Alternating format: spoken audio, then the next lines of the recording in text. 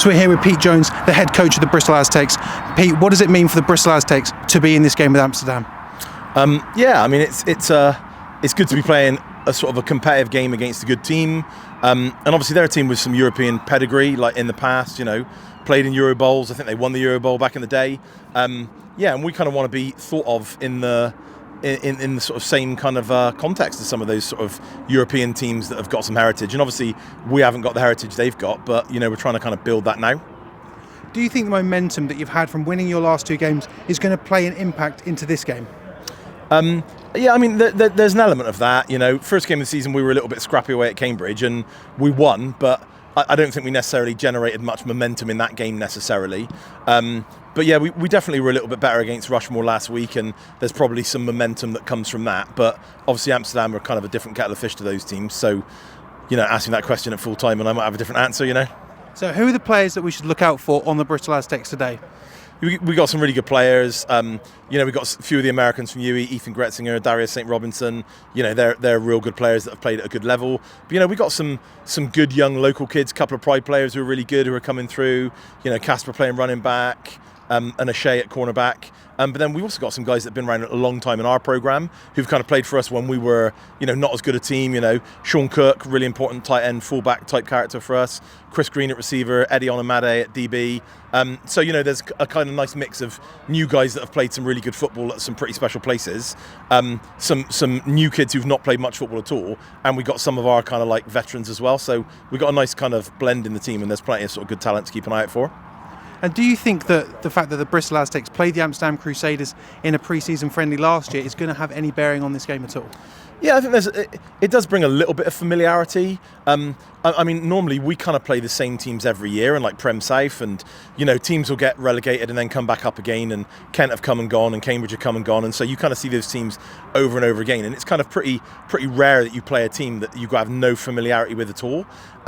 And that's definitely something we felt over the last few years. You know, those away semi-finals to Manchester, the first two that we lost, and you know, there was definitely, I mean, it almost took us 3 years to kind of get used to them and figure out a bit of a plan.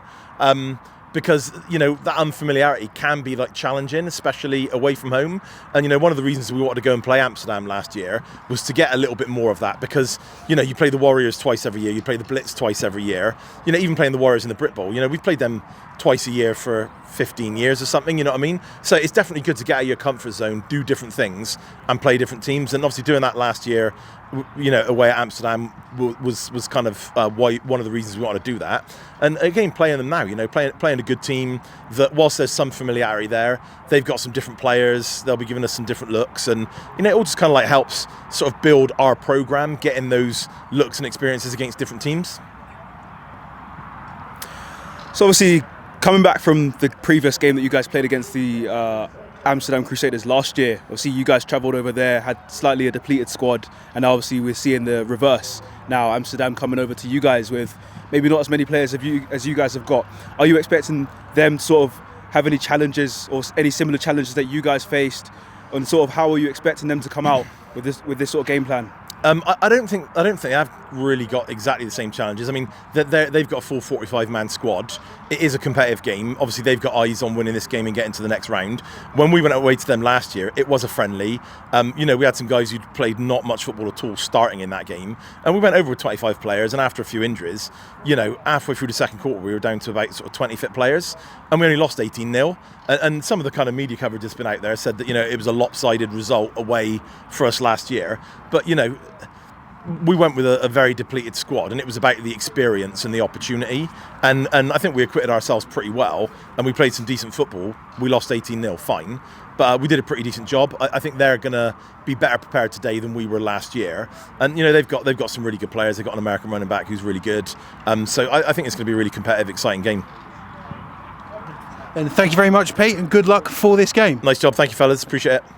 So, Pete, this is definitely the biggest win of the Bristol Aztecs, I mean, ever, I'd argue. Would you argue that? Are you looking at me like, maybe not? Yeah, I mean, winning the semi-away at Manchester last year was pretty big, because they were like back-to-back Brit Bowl champions. True, yeah, that is true. I'd say on rain par. on your parade. I'd say on par. Yeah. And it's really good. It's kind of a little weird it being the first game of a competition. Like, it just feels like the start of a journey, and what we're doing with everything we're building here kind of feels like the start of a journey. Obviously, that semi-final away at Manchester last year, that was like right at the end of a season, and it was kind of like, everything had been kind of leading to that, and we'd lost there twice the previous 2 years. But yeah, it's this game and that game, certainly. And yeah, really big game, important game. I think it kind of signals the sort of intent of the club, and the intent of the players today. We're not here to make up the numbers. Guys aren't just going out there going through the motions. We are an amateur team and recreational, that kind of stuff. But there's a lot of guys that take it really seriously. Coaches and players, and awful lot of time and work has gone into that. And I think, people who kind of take their football really seriously will probably appreciate how much time and effort's gone into that. But there's a lot of people that probably wouldn't realise how much has gone into it. So 46-7. That's a huge, massive scoreline that. I personally didn't see that one coming. Are you surprised by that scoreline? Yeah, I think I am surprised by that scoreline. I was confident we could win.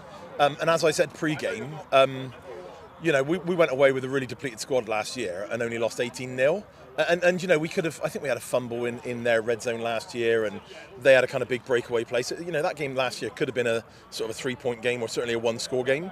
And obviously they had a lot of their guys at home. So, I was kind of quietly confident that we could beat them. But they've got an American running back who's really good. And when it comes to guys like that, you never quite know whether they're going to be like sort of A-star guys or just A-star guys. Do you know what I mean? Yeah.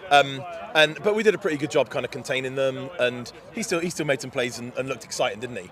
But yeah, we did a pretty good job containing him, and a few times he showed what the kind of damage he could have done, maybe if he was getting slightly better blocking, or if the kind of momentum had been in their favour. We were in a situation where, like, the sort of field position wise and scoreline wise, we were in sort of pretty good shape to kind of manage the game.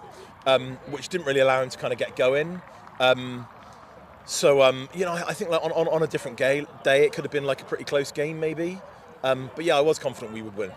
So obviously now it's, CEFL-wise, it's Sweden. What does it mean to be able to travel that distance and face a team like that? Yeah, it's pretty exciting, isn't it? And Karlstad, just like Amsterdam, they've got sort of heritage and pedigree in Europe. Karlstad obviously have been good kind of more recently, and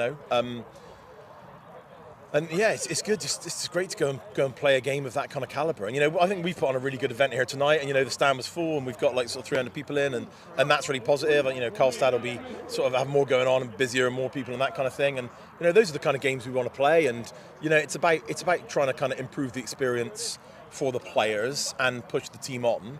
And going somewhere like Karlstad, definitely does that. And domestic football's not always competitive, and we've been on both sides of that. It's just good to have some more competitive games. Karlstad is obviously going to be very competitive, and that was competitive tonight. It was still good football. I think it's a sort of a strange question here. Is that how do you feel like the CEFL games going forward are going to be affecting the Bristol Aztecs' aspirations to go back to the Brit Bowl and this time take it home to Bristol? Yeah, definitely it can have an impact, right? Because it's adding 2 games to the season, and there will be attrition and there will be injuries and that kind of thing, and that's definitely sort of difficult, and we need to manage that. And does it improve or worsen our chances of winning the Brit Bowl this year? It's hard to say, isn't it? But there's no doubt that game tonight will have prepared us better for playing the London Warriors next week. No disrespect to Amsterdam, the London Warriors are better than them, and that will help prepare us for that in a way that playing Cambridge and Rushmore probably didn't. It's the bigger picture thing as well. I'm not really thinking about necessarily just Brit Bowl this year and winning Brit Bowl this year. We're trying to build like a bigger, better program that's sustainable. So we're hopefully getting to the Brit Bowl every year, and trying to build sort of a longer term legacy and a longer term kind of basis of success. I think ultimately if we can, our medical provision is really good. Tom, our physio, is amazing.